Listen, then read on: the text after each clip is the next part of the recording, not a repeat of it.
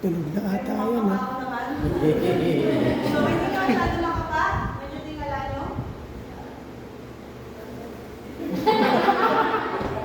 Baka malamig kasi ako kayo.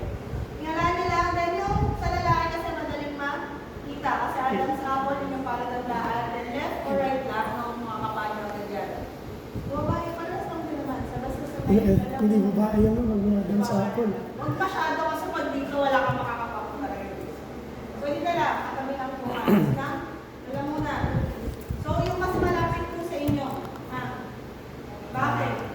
Kasi pag dito, or nasa kayo, may mga ibang angulo na hindi magagamitan. Parang sinasakal siya. So, mas maganda yung mas malapit sa inyo. Sino mga kaliwete? Kaliwete magsulat. Christian ka. Natanong ko lang kasi diba, mas sanay kayo sa kaliwa, kung wala naman pong obstruction sa kaliwa, pwede kayo doon. So, dito kayo mag-perform. So, mag-check po ng circulation, sama nyo na yung pag-check yung breathing niya, kung siya ba inahin. Kasi doon na titingnan natin na tinatawag na LLS natin. Look, listen, and feel. Look for rise and fall ng chest. Listen doon sa paghinga niya. Feel mo yung baka biglang bugahan ako. Okay. So, check natin. So, ang pag-check nyo. So, malapit. So, bakit kita lang na?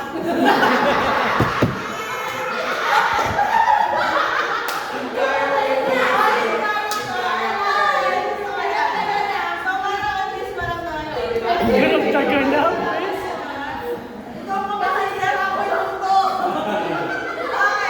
Pag-check po sabay yung circulation breathing 1 to 5. Mas maganda po 1 to 5 para mas madali po makount na agad natin.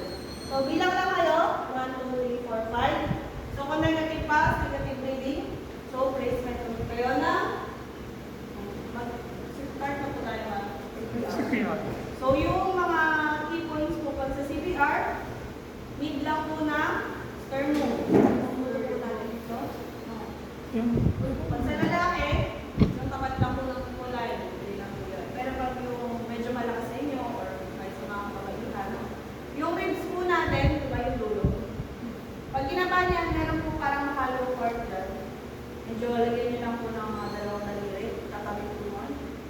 Yun. Kailangan kayo mag-start back, chest compression. So, kung bicep, ito lang po. At make sure, pag lumuhod po kayo, as is na po, kung saan po alam komportable. Yung malapit po dito sa may balikat, malapit. Para pag nagbigay kayo ng rescue breath, hindi na kayo, nalipat-lipat, makakonsume pa yun ng energy nyo, madali kayo makapagod. No? For training purposes, nakatulog pa lang. So yeah, so for training purposes, dahil kayo din po yung mag-perform mamaya, no? May partner. Yung mga victim po, dito po sa may chest kasi medyo masakit po yan pag nag-perform. Baka naman, literal nyo. Yung para lang ma-experience nyo talaga yung chest compression kasi talaga mag-click po talaga yan, lalo yung tama yung depth o yung lalim natin na 1, 2, 1.2. Wala tayong dami pala, ma'am. Oo, actually yan sir ay talagang sinapalay po namin yung procure LGU. So, At nangiram tayo kay Red Cross ko, meron sila. mahal po kasi ang isang dami sir. So, ang gusto kasi namin may adult, may so, hopefully, baka next year, pagka bumalik kami dito, at Si John Ray na lang sa ngayon. So, gusto niyo gawin natin ito. So, okay. So, magbibigay po kayo ng chest compression. Sabi nga po, use your upper body weight. At syempre, dapat sa flat firm surface. No? Lubog, talaga matibay. Matigas, no? Then, yung kamay is naka-lock. No? Yung mga nakikita kasi ako talaga ganito sila chest compression. So, yung turn lang, lagi.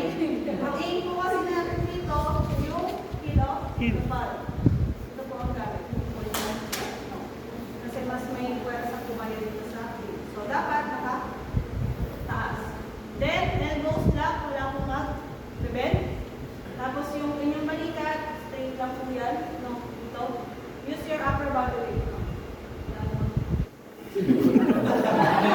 Okay?